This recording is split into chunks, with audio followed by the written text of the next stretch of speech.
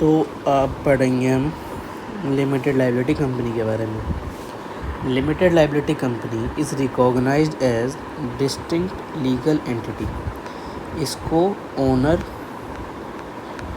और एंटिटी को अलग माना जाता है।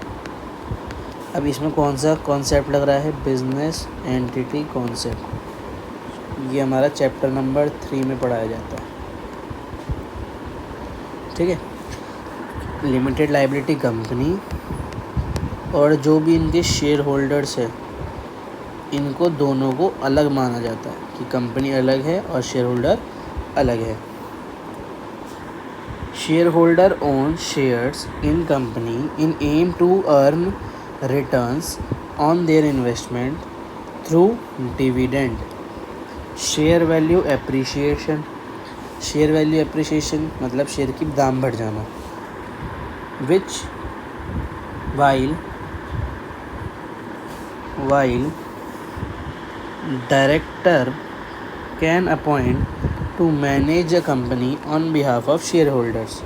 Small companies are often directly managed by their own. Shareholder liability is limited to the investment in the company. मतलब जितना ही पैसा बिजनेस में शेयर होल्डर्स ने लगाया है, सिर्फ वो उतने के लिए ही लाइबल है, एक्स्ट्रा के लिए लाइबल नहीं होते। एडवांटेज और डिसएडवांटेज। एडवांटेज क्या है? लिमिटेड लाइबिलिटी होती है शेयर होल्डर्स की, सेपरेट लीगल एंटिटी माना जाता है। मतलब जो भी प्रॉपर्टी है वो बिज़नेस अपने नाम पे ले सकता है और जो भी लाइबिलिटी है वो भी बिज़नेस के नाम पे होती है। अगर कोई केस कर रहा है बिज़नेस पे तो बिज़नेस कंपनी के कोर्ट में जाएगी, ओनर कोर्ट में नहीं जाएगा। अगला, अट्रैक्ट इन्वेस्टर्स। अब लिमिटेड लाइबिलिटी कंपनी पे सबसे बड़ी एडवांटेज क्या है कि वो शेयर्स को इशू कर सकती है। अब शेयर्स इशू कर सकती है तो वो फंड रेजिंग में भी हेल्प करेगी, वो फंड रेज करने में भी हेल्प करेगी कंपनी को। ठीक है, तो ये उनकी बहुत बड़ी एडवांटेज है। कंटिन्यूटी, बिज़नेस कंटिन्यू रहेगा नहीं रहेगा वो भी उन पर डिपेंड नहीं करता। अगर मान लो 10 शेयर होल्डर है, ठीक है, और उनमें से 5 की डेथ हो गई या 5 छोड़ के चले गए, तो ऐसा नहीं है कि फर्म बंद हो जाएगी, फर्म पे कोई इफेक्ट नहीं पड़ेगा उससे। Credibility, being registered company can enhance credibility and trust of the customers and suppliers. Disadvantage क्या है? Complexity and cost. Setup and maintenance a limited liability company has a more complex and expensive. अब limited liability company को operate करने में ज़्यादा खर्चा होता है, तो पता है। Regulation, limited liability company are subject to more regulation and reporting requirements. अब लिमिटेड लाइबिलिटी कंपनी पे ऑब्लिगेशन होता है कि उन्हें फाइनेंशियल रिपोर्टिंग हर ईयर, एवरी ईयर पब्लिश करनी होती है, और जितने भी लॉज है, जितने भी कानून हैं कंपनी से रिलेटेड, कंपनीज एक्ट 2013 में, वो सब भी उन्हें फॉलो करने पड़ते हैं।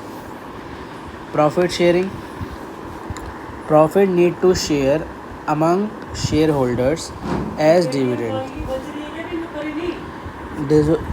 Disclosures, public limited company must disclose their financial information. मैंने भी यहाँ पे बताया वही चीज़। टैक्सेशन, अब यहाँ पे क्या होता है, ओनर को अलग टैक्स किया जाता है और बिजनेस को अलग टैक्स किया जाता है। अब सेकेंड लास्ट पॉइंट इस चैप्टर का, Introduction of financial statements. Financial statements are key documents prepared by business to present its financial report, assets, liability. They help stakeholders evaluate the business financial health by compare its performance over different periods or with other industry peers. Different industry का मतलब उनके competitor के साथ। ठीक है। अब देखते हैं अकाउंटिंग में क्या क्या आता है। Recording, summarising, management, economic. अब कितने तरीके की फाइनेंशियल स्टेटमेंट्स होती है।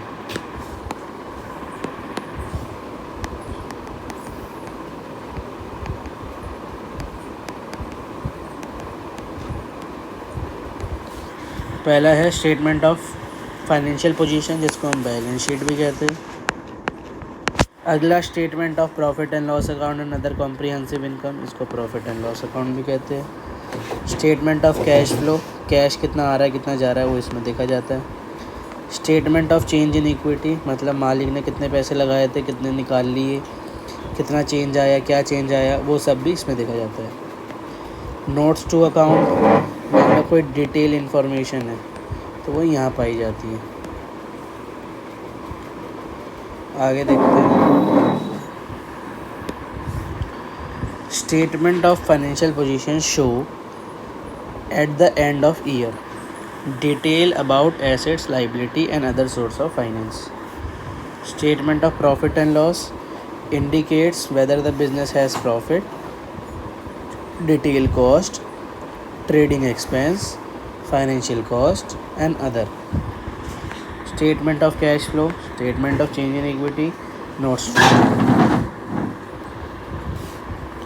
अब कुछ डिटेल पॉइंट्स जो कि चैप्टर में पढ़ने हैं और याद रखना है।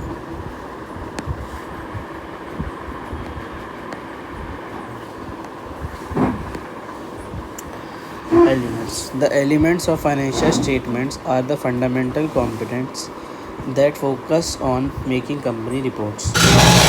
The elements includes assets, liability, equity, income, expense. Each element provide crucial information about financial health, performance and position of business. मतलब हर एलिमेंट जो होता है वो एक क्रूशियल इन्फॉर्मेशन देता है। क्रूशियल मतलब इम्पोर्टेंट, किन के बारे में, फाइनेंशियल हेल्थ के बारे में, किन के थ्रू, फाइनेंशियल परफॉर्मेंस और फाइनेंशियल पोजीशन के थ्रू, जो कि स्टेक होल्डर्स को या फिर अदर डिसीजन मेकिंग में हेल्प करती है।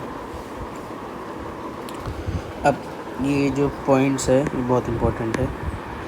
एसेट्स क्या है, लाइबिलिटी क्या है, इक्विटी क्या है, इनकम क्या है, एक्सपेंडिचर क्या है। बस ये लास्ट टॉपिक है इस चैप्टर का। Assets, resources that a business owns and control which are expected to generate future economic benefits. अभी कितने टाइप्स के होते हैं, करंट और नॉन करंट। अगला liability, obligation that a business must fulfil usually by transfer resources to another entity, ये भी non current और करंट होती है। Equity, the amount of owner interest in the company assets after liability. इसका मतलब क्या है कि जो एसेट्स होती है उसका फॉर्मूला होता है कैपिटल प्लस लाइबिलिटी। तो कैपिटल का क्या होगा, एसेट्स माइनस लाइबिलिटी, तो उस चीज़ को ही बता रहा है। आगे income, the increase in economic benefit during a year in form of inflow and enhance assets or decrease liability. Expense में भी उल्टा, decrease in economic benefit in form of outflow और depletion of assets, मतलब assets कम होती है या फिर liability बढ़ती है।